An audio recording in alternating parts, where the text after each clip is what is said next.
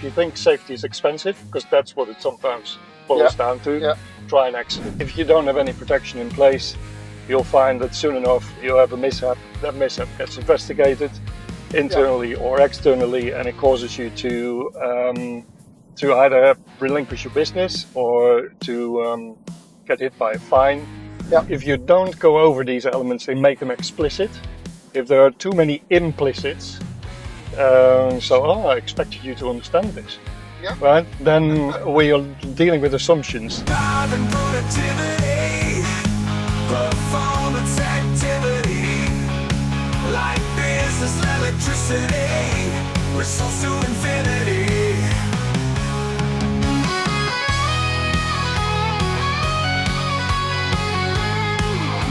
Welcome to Driving Productivity. I'm here today with the amazing Paul. Paul, we're going to talk about productivity today, and in particular, we're going to talk about safety. But before we get into that, credentials. Right, 35 years in business, petroleum engineer by background, worked offshore for a good 10 years of that, either as production manager or platform manager. After that, 15 years in process safety, and the last, was left 10 years in a variety of roles, usually head of safety, head of department, or free consulting. Okay, and academically, you're studying a PhD at the moment? That's right, yeah. One of my last jobs was in Yorkshire Water, had a safety there. And that led me on to researching sewage-related pollution. Okay. And what we can do to improve on that. Brilliant. So you've got a balance of immense history in safety, academic side of it as well. So you've got the complete package there. Tell me about what interests you outside of work before we get into productivity. Outside work, running and swimming. Not in that order, swimming and then running. And what people can't tell is you have to put the seat right back because you're, what, 6'4"? 6'4", yes. 6'4". Lucky I borrowed the wife's car to get you in. So, productivity, in particular productivity within SMEs, is a challenge for the UK. We hear the government and the politicians talk about increasing productivity. We hear people talking about productivity, but there's so many different factors to productivity. I think it's plus 60 items that fall under the banner of things that impact productivity. I'd really be interested in your perspective around safety and how safety is a critical item when thinking about productivity and productivity improvement. So, Paul, tell me about safety and why it's so important. So safety has an ability to enhance your productivity or to stifle it, to eradicate it, to stop it altogether. The two come together. One really good graph that or diagram that Professor James Reason uses. It's called the navigating the safety space. And it's essentially a diagram that tries to show you how productivity and protection, which is another word for safety, it's a wider word for safety in the environment, mishaps, how they go hand in hand, and how you usually have to choose between whether you make an investment in productivity or in protection. You can't have one. You have to balance the two out as you go about your business. Okay. So why do you need to do that? Because if you don't have any protection in place, you'll find that soon enough you'll have a mishap. That mishap gets investigated internally or externally, and it causes you to either relinquish your business or to get hit by a fine. So, Paul, just when we talk about protection, just to help people that are listening, what do we mean by protection? And I know that your experience spans different industries, so let's think of both the industrial side, but also the service side, so the office space as well. So when we say protection, what we talking about? It's protection. The protection is another word for controlling your risks. So if we think about safety in terms of what can actually happen, there's three types of safety that I'll be looking for. I'll be looking for occupational safety.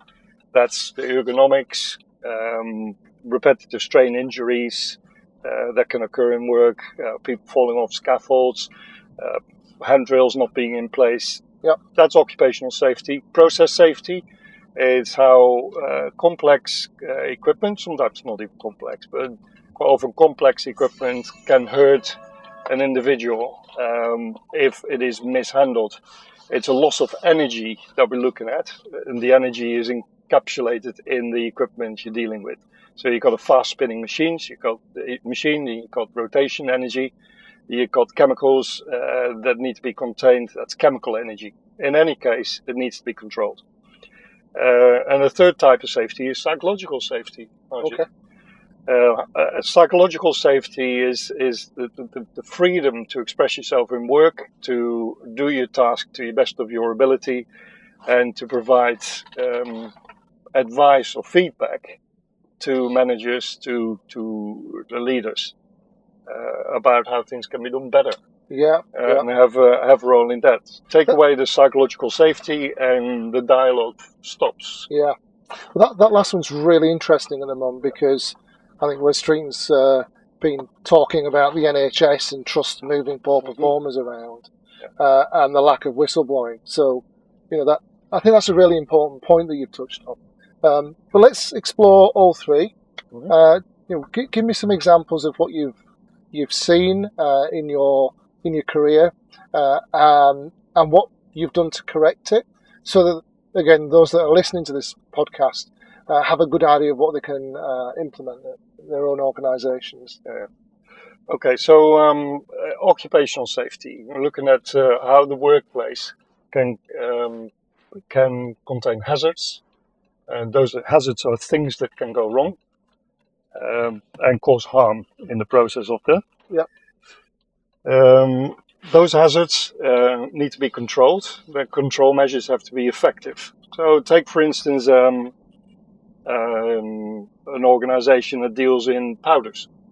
Yeah. Not containing your powders means that people handling those powders could be affected by those powders. Can ingest them. Can get them on the skin. Some of those powders have got hazardous properties that can cause skin irritation or breathing irritation. So in order to avoid being exposed to those powders, you need to have both procedures. Sometimes you need equipment, like the evacuation of excess powder in the air, or you can use personal protective equipment, usually set to be the last of the control measures. There's a hierarchy for these. You try and eliminate, you try to engineer them out, you try to have administrative procedures in place, and finally your protective equipment. So if we don't do that properly, the outcome is an incident, and the incident might come in the form of an immediate incident. Safety is quite often the immediate cessation of work as a result of something having gone wrong. Health related, at least the absenteeism, health related, that might actually build up over time. It's not something that necessarily has to happen immediately. So that we do distinguish the difference between health and safety, but on balance, you're looking for control measures to keep the hazards in check, and give you a risk level which is as low as reasonably practicable. So if we think about safety, we think about productivity. Effectively, a poor safety approach can lead to a loss of productivity because of lost time incidents, shutdowns, low employee morale if it's not a great place to work. So we put that in a risk matrix, if you want to quantify or semi-quantify your risks, place them in a risk matrix. We do apply a pair to that. That's a short form of person, environment, assets, and but also throughput, like revenue, and reputation. Okay. So you're looking at 4 areas where risk can manifest itself into negative consequences for you. Okay. And in terms of, I guess, making safety important, because sometimes it doesn't have the best reputation. People think that perhaps it's something that's pushed upon them. Yeah. How do we engage the workforce and the leadership into understanding the importance of safety and making sure that it's actually embedded in the way we do things? Yeah.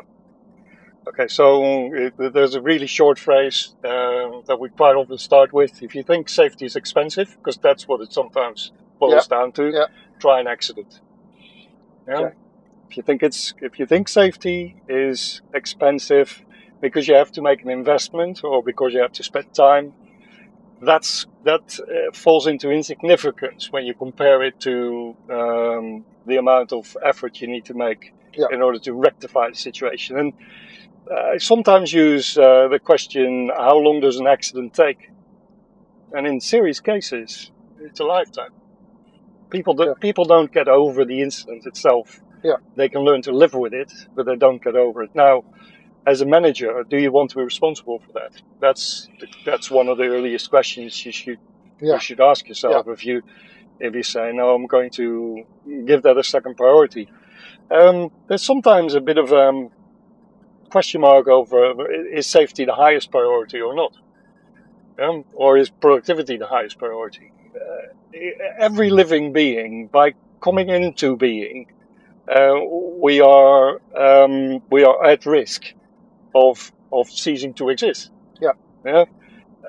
And in order to live, you've got to go out there and do something. You can't be sitting in the safest place you can imagine all of your life. That doesn't necessarily work. Yes, safety is a really fundamental element, Maslow's hierarchy of needs, but it sits on the second rank in the pyramid. Yeah. The first rank is about the physiological needs that everybody has, which is food, water, air, roof over your head. Well, those things come from venturing out there and creating a living for yourself, which by necessity that means taking on some form of risk. So safety is almost a required consequence of going out there to make a living. So I'm going out to make a living. I'm coming to work in your organisation, and as part of that sort of that contract, social contract and psychological contract, is that you make my environment safe. Well, that's the idea. So a leader needs to look at safety as an enabling factor. There are a number of enabling factors, like having an employment contract with your employees, having communication with your employees. These are enablers. But safety is another enabler. The fact that an employee feels that in occupational process and psychological sense they are safe and that they have a say in that matter is important to create dialogue. Okay. You need to cut some of this out. So in a previous podcast, we talked about leadership and actually talking to colleagues at all levels, walking the floor, understanding their environment. I'm hearing the same, that you actually have to go and see how people have to work, the tools and the environment we provide for them to do their work, and actually, part of that is making it safe so that they can be productive in their work, and therefore removing risk. And again, talked to one of the last people that came on the show, Andy Chilton, about process and lean. And again, you've talked about process for safety. So, for me, it all seems very sensible. What stops safety being embedded? If we're looking at it from an SME point of view, sometimes it's scalability. Okay. It's if the work you're undertaking is quite complex and requires a lot of different elements to be brought together. You're working with materials. What are the properties of those materials? You're working with machinery. What's the failure mode of the machinery? You're working with people. What is the level of competence that those people have? Bring that all together and try and keep control over it is a bit of a juggling act. Yeah. And it's not the easiest. The smaller your organization is, the more difficult it is to cover all the bases properly. Yeah. There is never an excuse not to be within the legal requirement, within the law. So there are health and safety requirements that are stipulated in the law. It's very, very simple in the Health and Safety at Work Act. But that's such high level that quite often you would be a little bit at a loss how to implement all of that. So quite often the next step you go for is by looking at the regulations. Look at the various regulations for health and safety in the UK, work out which ones are relevant for you, and ensure that you understand the guidance. All of that material is freely available online. Okay. On the Health and Safety publication website, you can download all of them. If you want the physical books, that's where it starts to cost you. So, but part of this is interpretation, isn't it? So is there a point? So number one, you've got to understand what you have to do by law. Yep. You have to look at the environment and see what's required. Yeah. Implement that. There's a piece around influencing the people that are involved as well. So it's a two-way piece, isn't it? It's not just the leadership that have to do this. It's also the colleagues that have to be sensible. Do you ever see a point where it goes too far? And I'll give you an example. I was speaking to somebody who works in a nuclear plant. Okay, nuclear plants, I think, they have to be especially cautious and especially safe. Mm-hmm. But this was around wearing a harness if they're working at over 3 feet in height. Is that, in your view, is that sensible? Is that over the top? Because I think sometimes for an onlooker, they may not understand the requirements and the pressures of keeping somewhere safe. Okay, lovely example you used there.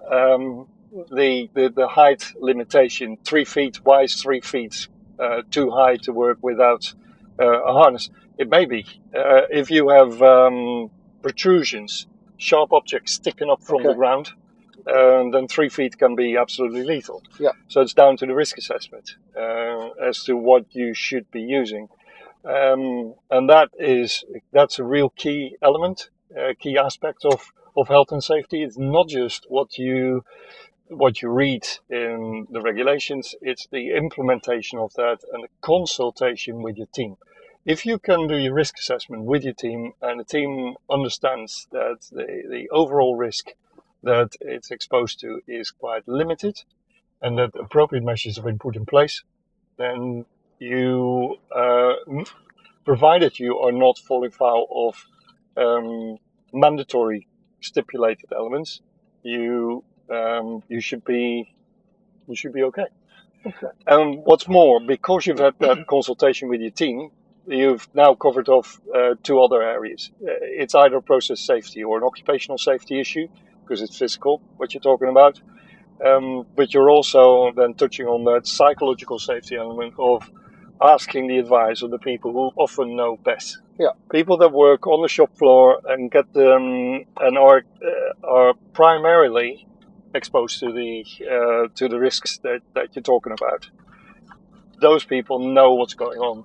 Not listening to them, not giving them a voice, not giving them the sense that they've been heard. whilst being heard, also that it leads to an implementation of that. Yeah. That's a key thing.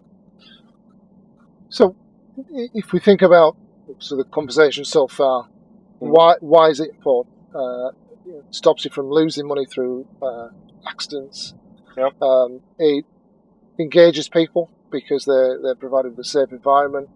The psychological side of it asks for openness and involvement, I guess. Get people involved in your approach to safety. And legal operation of your business. So the legal obligations. So, good summary, Paul. We left off at the legal obligation. We had to edit because a phone call came through. Let's talk about people that are listening, that are keen and engaged, want to do something. That perhaps it's SMEs, perhaps it's corporates. I mean, it affects everyone, every level. What are the 2 or 3 things somebody can do tomorrow to start thinking about safety as part of their productivity improvement program? Okay. Budget number 1 would have to be legal compliance. Work on your legal compliance, check your legal compliance, just have the curiosity to work through those things that are required by law. It is no defense in law to say that you didn't know. Okay. So that would have to be number 1. Quite often these things spark further thoughts, which help you protect your business as you go about making sure that you're legal. Yeah. So that's number 1. Number 2 is about consultation. It's if I would say one thing, it's all about people at the end of the day. So consulting with your people. Consult your people. Yeah. Listen carefully. Give them the space to work out for themselves where they feel that safety is not addressed, or health is not addressed appropriately. So that can be a safety committee in larger organizations. It can be a huddle in the tea room for them by themselves. You've got to remember in this particular aspect of it, the consultation aspect, that if you are the owner and manager of the SME, you have a strong vested interest in the business. You have control over that, and quite often that control can lead to a competition between wanting to hold on to that control and relinquishing some of it to allow staff to think and speak freely and safely. Okay. So that's consultation is a really important one. Now, what you do with a consultation is your point 3. If your credibility would be affected as a leader of a business if the consultation you have created, you have stimulated, if that doesn't follow through in action, and it's that action and ownership of the actions as a leader of the business or manager of the business that cements your relationship with your team. They can see that it's not all words, that there is also action followed from that. And it creates that environment in which people feel they somehow have become empowered in taking responsibility for taking the company to the next level. Brilliant tip. Really, really. Those 3 tips are so powerful and so easy to do. And taking action, I mean, that's... I love that one because, it's beyond the values on the board, isn't it? It's actually living and breathing them. I think the one thing we managed to get past is sort of establishing the safety culture aspect, which is sort of essential in that culture is the way we do things around here. And that in its own right sets your contract, and that should set the contract for everybody. So when we're talking about safety in terms of occupational, psychological, and process, all 3 elements should be open and be discussed at any point in which your workforce wants to discuss them. Clearly, there are moments that consultation can be formal, but generally it needs to be an open door policy for it, and it doesn't even start there necessarily with those three topics. at the foundation of every good organizational culture lies an ability to look after each other. Yeah. So we have a contract. We have an employee who works in contract of the employer, and an employer who needs employees. There's a two-way street. Both need something out of that relationship. Yeah. And does it need to be? It has to go beyond contractual, though, doesn't it? It has to be. Yeah, it's psychological contract. Yes. It's not so much psychological safety, but an unspoken, unwritten contract that the way we do things around here includes that as the host for employment, I provide you with an environment that is conducive to you giving the best of yourself as an employee. Yeah. And that's really something that a swimming champion, Adrian Morehouse, talks about in his consulting company, Lane 4. Talks about creation of an environment in which people can work their best. So how do you create that environment? And quite often the starting point of that environment is get your welfare right. What are the conditions with which you invite people to come into your organization?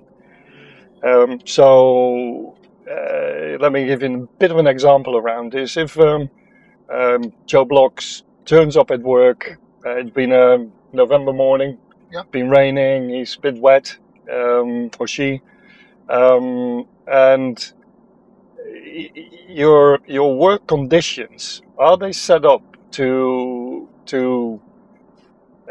create an environment whereby that person can find the energy, mental energy as well as physical energy, to be their best?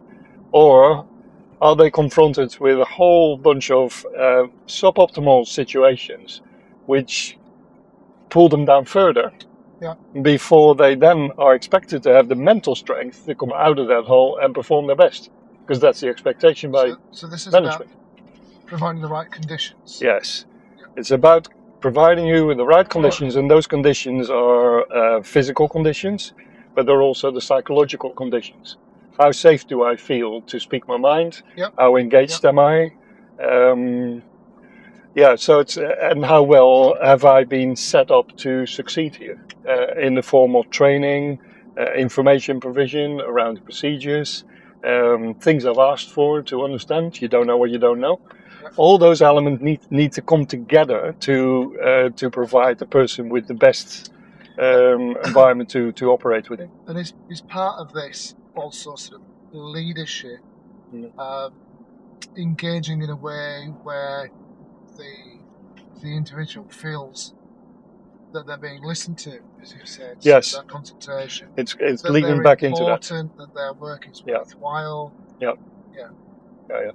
Yeah, because you don't know if you don't go over these elements and make them explicit. If there are too many implicits, I expected you to understand this, right? Then we are dealing with assumptions. Now there's Ray Dalio talks about this in his discussion around team building, team formation. And he says one of the earliest requisites for creating a good team is absolute transparency. There's clarity, transparency, trust, integrity. Those elements are the core elements. That's part of that culture we talked about just a minute ago. 100%. And sometimes, and Ray Dalio talks about this in the form of tough love.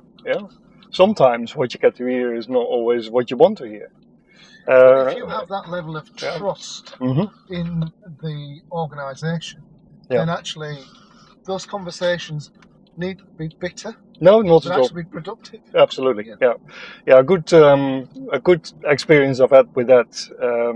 It's been earliest experiences of working offshore, working in a little world on its own without being the influence of the normalization of society.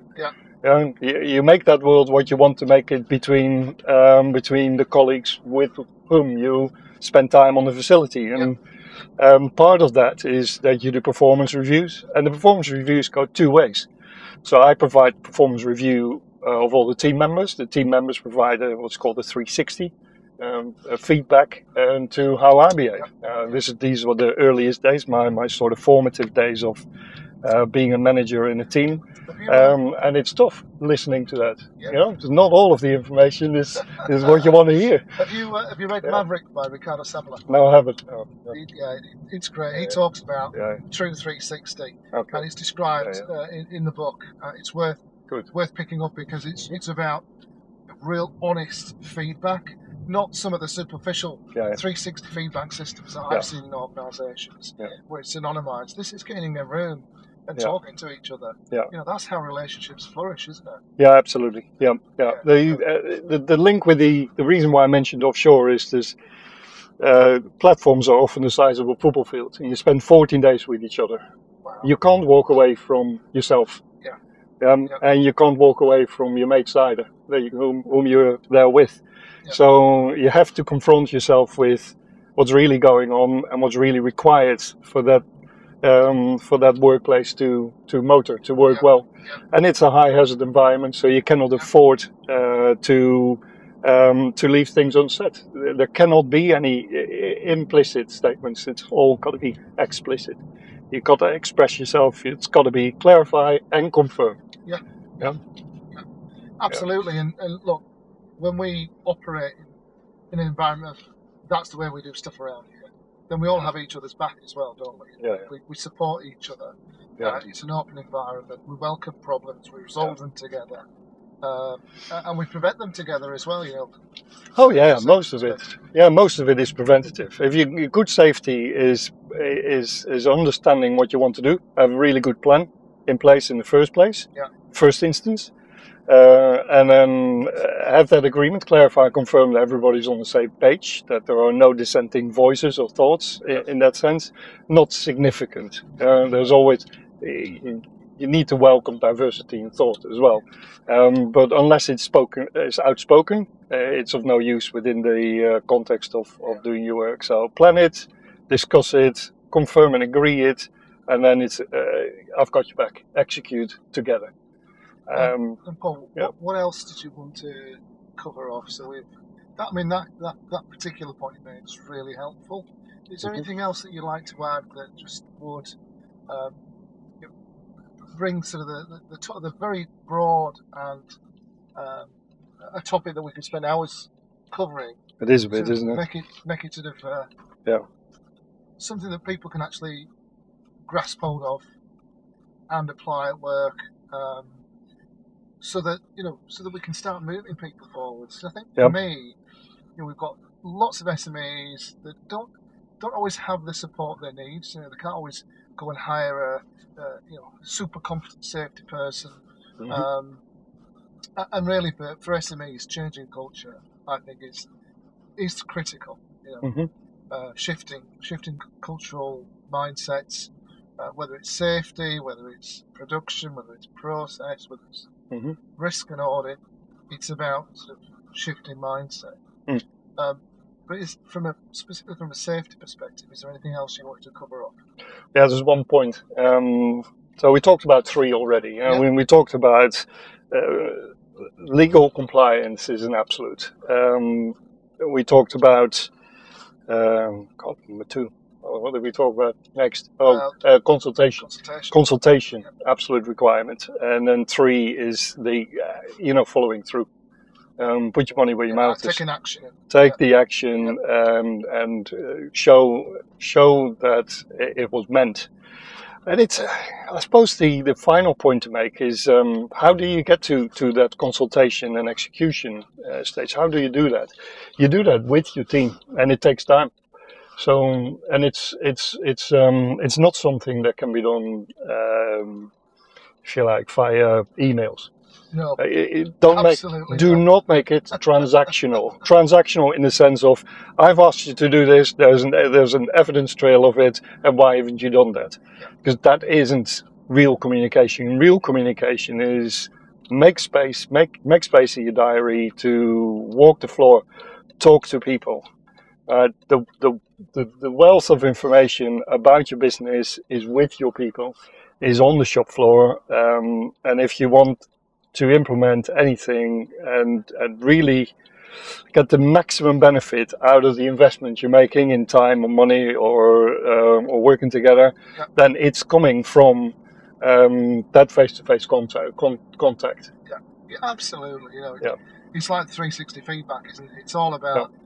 It is about engagement. It is about listening, not just transmission. I think what you referred to the transactional is it's transmission and actually not receiving. In some cases, transmission may be needed, but actually truly engaging with your workforce, truly listening to them, building that trust, creating an environment that's safe where challenge is welcomed. That's where you start to build an environment that's conducive to any kind of change, whether it's around safety or some form of transformation or change. And that's vital. Absolutely vital. Employees need to know they're part of something bigger. They need to know that what their contribution to that part is valued and is valuable in its own right.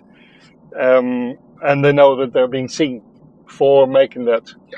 And that can only come from a person-to-person interaction. It cannot come from anywhere else. So are you saying in some cases it's not one to many, but it's one to few? It's one to few, it's one to few. The one to many, the single manager who stands on a soapbox and addresses 100 people, that's lovely, but that's formal. And that's a very formal way. There is no way that 100 people can provide genuine feedback at the time that something is being said. And it's so true. And I can relate to that, both at work, but actually, even when I have a family conversation, when I take the kids one by one and go for a walk with them and talk about things, it really does sink in because we're having that deep interaction. So even in that case, what you're saying absolutely resonates. Brilliant. Anything else, Paul, that you want to share as we roll in from our wonderful break at Billy Bob's Diner and that fantastic ice cream? No, that's it. Thank you very much. Driving productivity, performance activity, like business electricity, we're so soon infinity.